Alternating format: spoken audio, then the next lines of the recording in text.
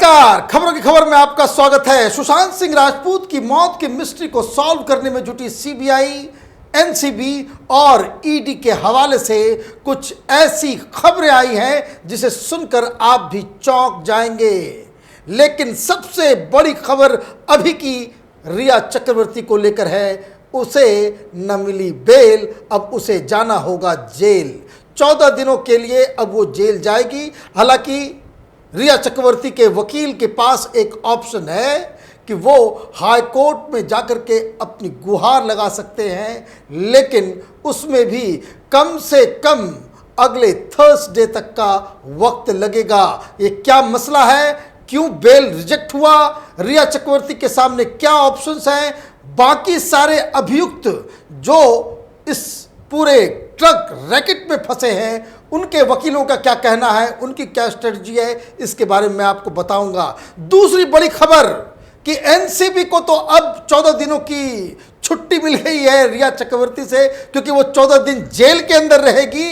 इस बीच खबर ये आ रही है कि एनसीबी ने 26 लोगों के लिस्ट को उसने तैयार कर लिया है, जिसे अब बारी बारी से बुलाया जाएगा। कैपिटल टीवी ने 4 दिन पहले ही इस बात का अंदेशा जताया था कि रिया चक्रवर्ती ने जिन नामों को बताया है वो सारे बॉलीवुड के बड़े बड़े सितारे, वो 100 करोड़ कमाने वाले फिल्मों के जो अभिनेता, अभिनेत्री और डायरेक्टर, प्रोड्यूसर्स, कई बड़े नाम, इतने बड़े बड़े नाम कि जिसे सुनकर देश में बवाल मच जाएगा कि किस तरीके से ये लोग बॉलीवुड के नाम पे, कला के नाम पे, फिल्म के नाम पे ड्रग्स और अलग किस्म के कारोबार में जुड़े हुए थे। इन लोगों के ऊपर ड्रग सिंडिकेट में शामिल होने का आरोप लगा हुआ है और इसलिए ये मसला सुशांत सिंह राजपूत की मौत से तो शुरू हुआ, लेकिन अब लग रहा है कि एनसीबी बॉलीवुड की पूरी स्वच्छता अभियान में जो है उसमें जुट गई है। एक एक की सफाई की जाएगी, एक एक नशेड़ी और गंजेड़ियों को पकड़ा जाएगा। और तीसरी खबर सीबीआई की ओर से आ रही है, जिसमें दिशा सालियान की मौत से जुड़े हुए उस तथाकथित पार्टी में शामिल होने वाले 2 शख्स से बातचीत, पूछताछ, उनकी ग्रिलिंग सीबीआई कर चुकी है। लेकिन इससे भी बड़ी जो चौंकाने वाली खबर है वो हिमाचल प्रदेश से आई है, जहां कंगना रनौत की मां ने अमिताभ बच्चन को जो लताड़ लगाई है वो अपने आप में लाजवाब है। उन्होंने कहा है कि सुना था कि मुंबई में कोई मर्द तांगे वाला रहता है, लेकिन वो मर्दानगी अब नज़र नहीं आ रही है बॉलीवुड में। पूरी खबरों को, इन 4-5 खबरों की मैं डिटेल में बातचीत करूंगा, लेकिन सबसे पहले ये जानना ज़रूरी है कि रिया चक्रवर्ती के ये लखपति वकील जो एक बार कोर्ट के सामने हाजिर होने के लिए 20-25 लाख रुपए लेते हैं, वो रिया चक्रवर्ती को बेल दिलाने में क्यों नाकामयाब रहे। दरअसल रिया चक्रवर्ती के लीगल टीम की तरफ से इस स्ट्रेटजी पे काम किया गया कि इन्होंने कोर्ट में जो बेल एप्लीकेशन लगाया था उसमें उन्होंने सारे जो आरोप एनसीबी की तरफ से लगाए गए थे उस पे उन्होंने कह दिया कि ये सारे आरोप झूठे हैं।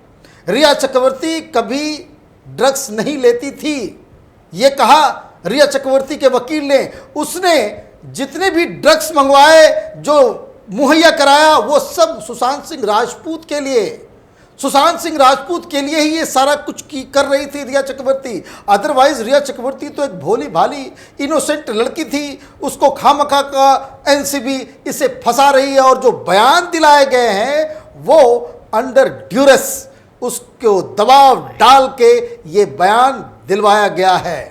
बहुत लोग ये चिंतित थे, बहुत लोग ये सवाल कर रहे थे कि ये सारे जो बयान जो उसने एनसीबी को दिए हैं, कोर्ट में वो मुकर जाएगी तो फिर क्या होगा। होना कुछ नहीं है, होना वही है जो सही है। कोर्ट ने साफ साफ कह दिया कि ये जो बातें आप कह रहे हो कि ये सारे जो बयान जो उसने कबूल किए हैं, जो नाम बताए हैं, जो ट्रांजैक्शन के बारे में बताया है, ये सारे दबाव में कैसे दिए हैं, इस पे एनसीबी ने मुंबई पुलिस के कुछ अधिकारियों को सामने खड़ा कर दिया और ये कहा कि ये सारी पूछताछ, ये जो जो ग्रिलिंग हुई है, जो इंटरोगेशन हुआ है, वो इन कैमरा है और पुलिस के सामने लिया गया है। और कोर्ट ने इस लॉजिक को, रिया चक्रवर्ती के इस वकील के लॉजिक को दरकिनार कर दिया। और मजेदार बात यह है कि कोर्ट के अंदर बहस के दौरान रिया चक्रवर्ती के वकील ने, इस महंगे वकील ने तुरंत वो रिट्रैक्ट कर गए और ये जो दबाव में दिए जाने वाले बयान का जो लॉजिक दिया जा रहा था वो उन्होंने विड्रॉ कर लिया। लेकिन एक चीज़ पे वो अड़े रहे।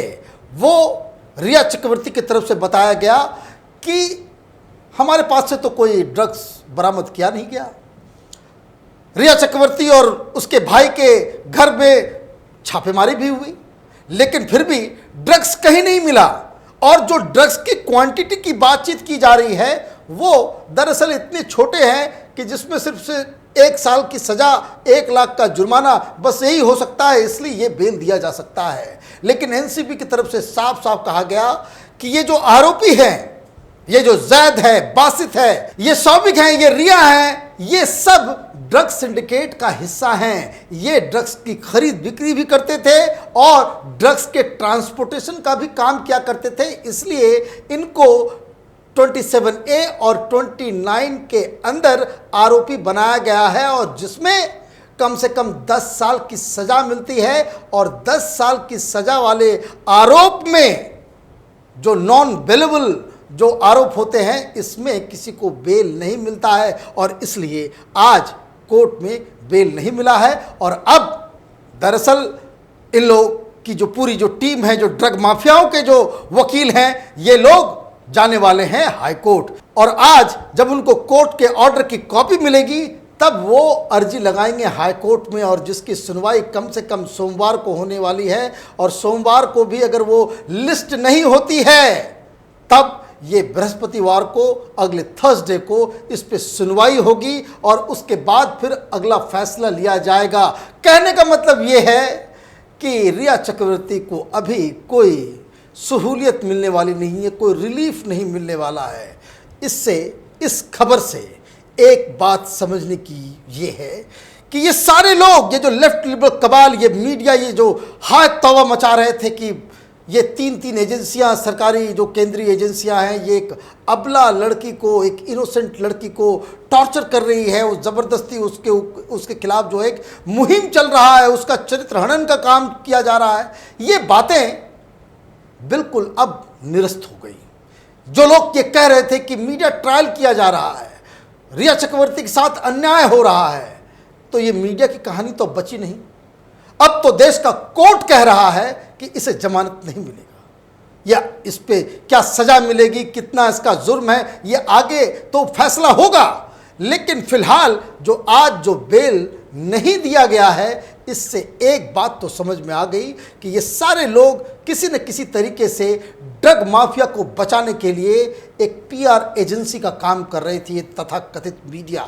और तो और मैं आपको बताऊं कि आज जो इस रिकॉर्डिंग करने से पहले मैंने जो बात सुनी है वो और भी चौंकाने वाली है, जिससे गार्ड रखने की जरूरत है। वो ये कि रिया चक्रवर्ती के जो वकील हैं सतीश मान सिंघे, उन्होंने कहा कि वो फिलहाल जल्दीबाजी में वो हाई कोर्ट में अपील नहीं करेंगे। बाकी सारे आरोपी के जो वकील हैं वो कह रहे हैं कि वो आज ही मूव करेंगे, लेकिन ये सतीश मान सिंघे साहब जो हैं, जो सबसे महंगे वकील हैं, वो कह रहे हैं कि वो इंतजार करेंगे, वो अगले वीक हाई कोर्ट का दरवाजा खटखटाएंगे। लेकिन समझने वाली बात यह है कि ये सतीश मान सिंघे साहब अपने क्लाइंट को सप्ताह भर जेल के अंदर रखना क्यों चाहते हैं? क्योंकि उनको मालूम है कि जिस तरह की धाराएं लगी हैं, जिस तरह के जो आरोप लगे हैं, जिस तरह के साक्ष्य एनसीबी के पास हैं, उसमें बिल्कुल ही बेल नहीं होने वाला है। तो ये एक सप्ताह की जो मिस्ट्री है, जो कलाबाजी वकील साहब ने खेली है, इसका क्या मतलब है? इसका मतलब साफ है कि जिस तरह से पिछले 2-4 दिनों में अलग अलग तरीके से ये रिया चक्रवर्ती के पीआर एजेंट्स, बॉलीवुड गैंग के ये जो मीडिया हाउस, जो फ्रेंडली मीडिया हाउसेज हैं, ये लोग जो वीडियो निकाल रहे हैं वो परसेप्शन को बदलने के लिए। कहने का मतलब ये है कि जो पीआर एजेंट्स बनी मीडिया, जो ये लोग टेलीविजन चैनल वाले हैं, ये अगले 3-4 दिनों में फिर कुछ ऐसा काम करने वाले हैं जिससे एक नैरेटिव को बदलने की कोशिश की जाएगी, ताकि जब इसकी सुनवाई हाईकोर्ट के अंदर हो तो जज साहब को भी ये लगे कि नहीं नहीं ये निर्दोष है। क्योंकि जो फिलहाल एनसीबी के पास जितनी भी जानकारियां हैं, जितनी भी जो सबूतें हैं, उसमें रिया चक्रवर्ती का बचना बिल्कुल ही नामुमकिन सा है। रिया चक्रवर्ती तो चली गई, लेकिन रिया चक्रवर्ती ने बॉलीवुड के कई बड़े नामों को फंसा दिया है। क्योंकि एनसीबी की पूछताछ के दौरान शौविक, जैद, बासित और रिया चक्रवर्ती ने वो सारे राज खोल दिए हैं कि वो कौन 26 फिल्मी सितारे हैं, बॉलीवुड के बड़े बड़ी हस्तियां हैं, जो लोग इनके जरिए ड्रग्स लिया करते थे, जिनकी पार्टियों में ड्रग्स का इस्तेमाल होता था, जिनको जैद और बासित ड्रग्स पहुंचाया करता था। ये सारी जो इसके इलेक्ट्रॉनिक एविडेंसेस, फ़ोन डिटेल्स, ये सारी चीज़ें ऑलरेडी एनसीबी के पास है। और खबर ये आ रही है कि कल से इन बड़े बड़े नामों को एनसीबी के दफ्तर बुलाया जाएगा। और ये कहानी फिर आप समझ लीजिए कि ये इंटरनेशनल लेवल की कहानी हो जाएगी। वो बात अलग है कि न्यूयॉर्क टाइम्स या फिर वॉशिंगटन पोस्ट इस तरह की खबरों को नहीं छापेगा, लेकिन हकीकत यही है कि केंद्र सरकार के आदेश पर एनसीबी ने साफ साफ आज कोर्ट में भी कह दिया है कि ये जो 4-5 लोग जो पकड़े गए हैं, ये एक सिंडिकेट का हिस्सा हैं। वो सिंडिकेट जो मुंबई में ऑपरेट करता है एंड स्पेशली बॉलीवुड।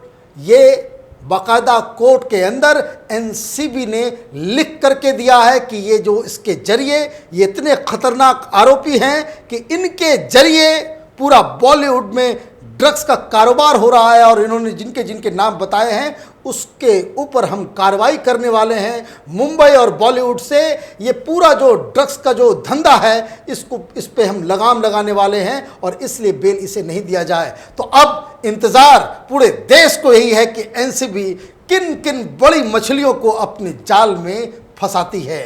तीसरी खबर जो सीबीआई की तरफ से आई है, इधर मीडिया और रिया चक्रवर्ती का ये जो पूरा गैंग है वो ड्रग्स रैकेट और उस केस में उलझा हुआ है। लेकिन सीबीआई अपना काम बहुत ही सलीके और बहुत कायदे से करती चली जा रही है। इन लोगों के पास अब वो सबूत, वो जानकारी आ गई है जिससे दिशा सालियान की मौत और सुशांत की मौत में कुछ न कुछ कनेक्शन है, उसको खंगालने में जुट गई है। वो तथाकथित जो पार्टी हुई थी जिसके बाद दिशा सालियान की मौत हुई थी, उसके 2 शख्स को सीबीआई पूछताछ करने के लिए वो कल इन लोगों ने बुलाया था और उनसे बहुत ही गहन पूछताछ की गई है। अब देखना यह है कि उसकी जानकारी या उससे क्या आगे ये मसला बढ़ता है, इस पे हमारी नज़र बनी रहेगी। लेकिन एक और खबर जो हिमाचल प्रदेश से आई कि जब कंगना रनावत के ऑफिस पे बुलडोजर चलाया जा रहा था, शिवसेना अपने कब्र को खोद रही थी, उद्धव ठाकरे और आदित्य ठाकरे अपनी राजनीति के ऊपर ग्रहण लगाने में जुटे हुए थे। उस दौरान कंगना रनावत की मां ने एक ऐसी बात कह दी कि जो बॉलीवुड के पूरे चेहरे के ऊपर काली पोतने से कम नहीं है। उन्होंने कहा कि सुना था कि मुंबई में कोई मर्द टांगे वाला रहता है, लेकिन मुंबई नगरी ये जो बॉलीवुड है, ये तो बॉलीवुड में सारे लोग अब नामर्दों की फौज वहाँ पे खड़ी हो गई है। एक भी शख्स अपने जुबान से ये नहीं कह रहा है कि एक अकेली लड़की, सिंगल लड़की जो एक गांव से उठ के आई, एक छोटे से शहर से उठ के आई, उसने अपना एक मकाम बनाया, एक ऑफिस बनाया, घर बनाई और फिल्म में अपने बलबूते अपना एक मुकाम क्रिएट किया। उसके घर के ऊपर बुलडोजर चलाए जा रहे थे और कोई भी ऐसा हीरो, ये सब पर्दे के नकली हीरो, इन लोगों ने ट्वीट तक नहीं किया, बाकायदा उनके साथ समर्थन भी नहीं दिखाई। अब पता नहीं क्यों, लेकिन ये बात दिल को छू गई है। और हैरानी की बात यह है कि अमिताभ बच्चन इसके बाद भी चुप्पी साध के बैठे हुए हैं। हमारी नज़र इन सारी गतिविधियों पे बनी हुई है। आप देखते रहिए कैपिटल टीवी, हमारे वीडियोस को लाइक कीजिए, शेयर कीजिए और हमारे चैनल को सब्सक्राइब कीजिए।